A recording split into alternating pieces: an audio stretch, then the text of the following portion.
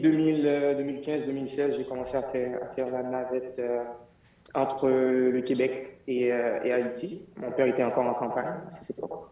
Et juste après qu'il s'est fait installer un peu président, moi je me suis aussi, on va dire, installé un petit peu plus proche de lui à Port-au-Prince, mais je gérais surtout des affaires en province, surtout dans le nord, le nord-est.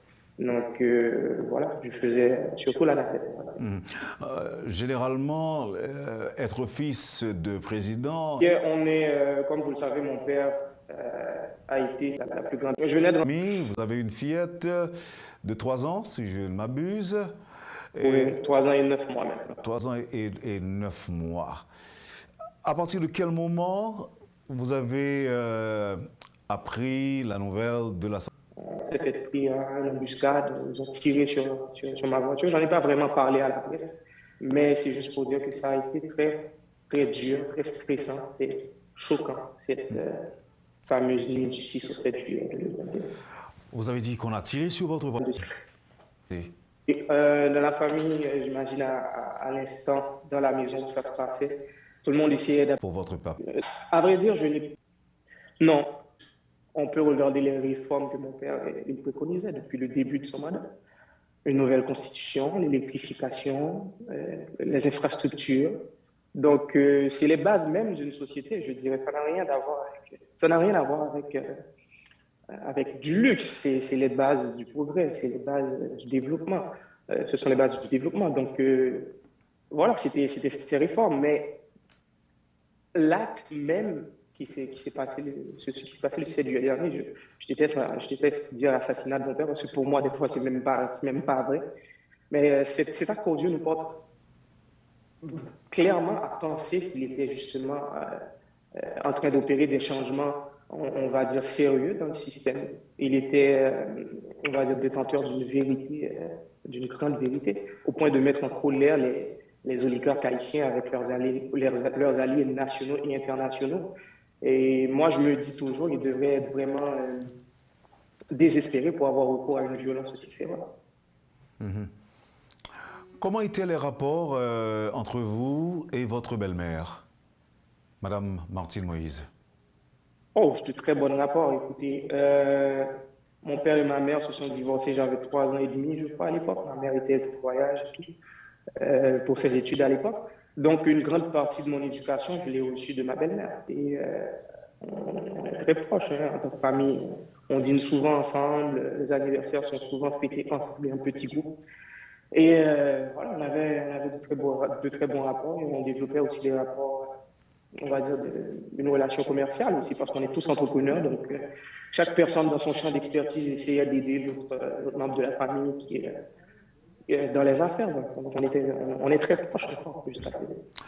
Joberlin Moïse, on va observer la pause et au retour, on va aborder l'aspect, je dirais, justice de la question. D'ailleurs, vous l'avez dit, vous avez récemment constitué un cabinet d'avocats, et vous vous constituez en partie civile et parallèlement, si je peux le dire ainsi, Madame Martine Moïse s'est également constituée partie civile. On aura donc à voir ça dans un instant, tout de suite, je dirais, après la pause. Vous suivez, Madame, Monsieur, la rubrique Le Point de Radio et Télémétropole. Joberlin Moïse est notre invité ce matin. Merci de l'intérêt. À tout de suite, après la pause. En fait, moi, j'ai senti que moi, gagné un devoir personnel envers papa, parce que, oui, c'est petite ligne. Donc, je considérais en Haïti que petite voulait dire Timon, mais ce n'est pas nécessairement. Timon, au moment privé, au grandi. Donc, en tant que citoyen responsable majeur et chef et père de famille, donc, moi, j'ai décidé que je voulais particulièrement utile à papa, même là que il est mort. Donc, je devais directement mettre même dans le patte là et montrer tout que moi-même, personnellement, pas peur pour m'impliquer directement dans sa capacité, peu importe sacrifice qui est nécessaire. Mais il faut nous dire tout que ni moi-même, il faut te poser une question plusieurs fois déjà, surtout dans la presse internationale là. Mais il faut nous dire que ni moi-même, ni belle-même, nous tous deux à chercher le même résultat. Okay? Donc, ça qui explique que pas de sous-premier plan, c'est parce que, premièrement, pas dans Haïti pour les signatures. Même de recevoir documents avant même que le document déposé. Et elle-même est complètement en accord avec des démarches judiciaires que moi entrepreneur avec conseil d'avocat. Tout comme il a prouvé, hein, elle est en accord. Donc, et moi-même, personnellement, je voulais rester concentré sur des démarches judiciaires sans en distraction politique. Et espérer dans un futur proche, mais un dossier ça en dimension internationale, parce qu'on a parlé quand même de crimes contre l'humanité. Donc, voilà, faites très attention avec des marchios, mais nous avons cherché le même résultat. Ou était quoi dans une justice, je dirais, impartiale, la vraie femme aux yeux bandés? Est-ce que, au quoi dans ça, je dis, et lorsqu'on apprend que cabinet juge d'instruction cambriolé, qui ça dit? Bon, et m'espérer que la machine judiciaire haïtienne n'a pas mesure justement pour faire lumière sur toute question. Moi, mon objectif, personnellement, moi, à chercher justice, à chercher vérité. Okay? Et c'est tout ça qui intéresse. Toute lumière doit être faite sous dossier. C'est objectif. Et aucun déni judiciaire non plus ne va pas accepter. Il n'y a aucune parodie, pour mon fait blague, aucune parodie judiciaire ne va pas accepter non plus, ensemble avec le conseil d'avocat. Et pour l'instant, nous faisons confiance à système judiciaire haïtien, mais il faut face à la responsabilité. Donc, c'est à eux-mêmes qui prennent la responsabilité pour faire le travail. Et nous-mêmes, nous vraiment, on nous dit que nous vraiment prêtons attention à l'évolution et situation en Haïti, surtout cambriolage, bureau, juge de l'instruction, attaque tout. Ouais, plus, 2 attaques à l'intérieur d'une semaine sous machine juge d'instruction. Donc, nous vraiment faire attention à l'extérieur pour nous être capables d'étudier les moyens, pour étudier les moyens que nous avons et justement modifier la stratégie. Mais pour l'instant, nous avons autant pour faire travailler. On espère qu'il y a de bonne volonté et que vous pouvez nous. Il faut dire que, on a dit tout à l'heure dans l'introduction que c'est le système politique là, en Haïti était très endommagé, pour nous dire même inexistant, depuis avant même que papa était président. Et papa était toujours un homme d'institution, il était toujours voulu que bagaille fait institutionnellement. Est-ce que lui-même, il a réussi pendant un mandat de 5 ans, renforcer tout système politique, ou on va dire l'exécutif, le législatif, et puis même pour renforcer le système judiciaire? Est-ce que le bien fait ça? Je ne sais pas s'il continue à vivre, est-ce que le bien travailler sur ça?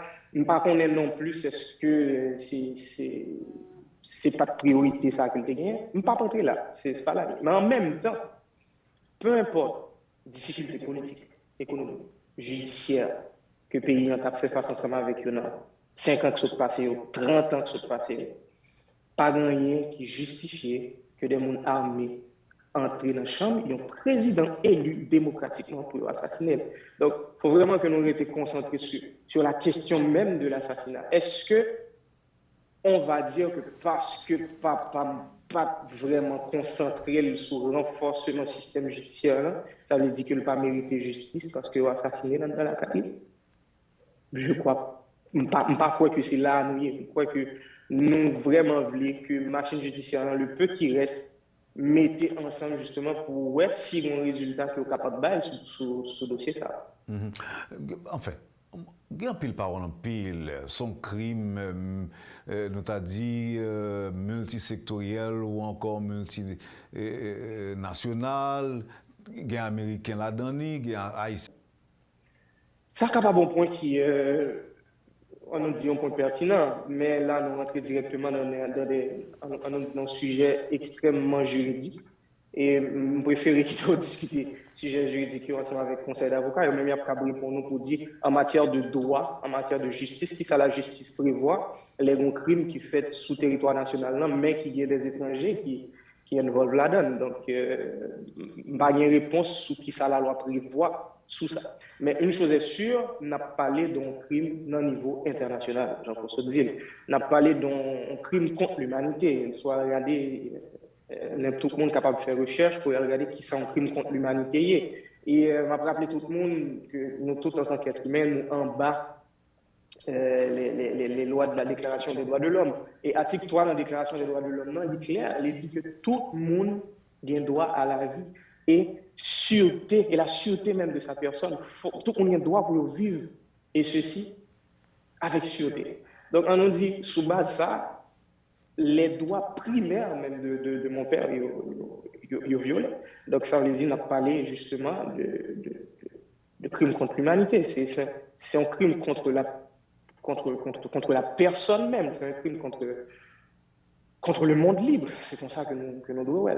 Et d'autant plus, il y a justement des acteurs directs ou indirects internationaux. Donc, voilà.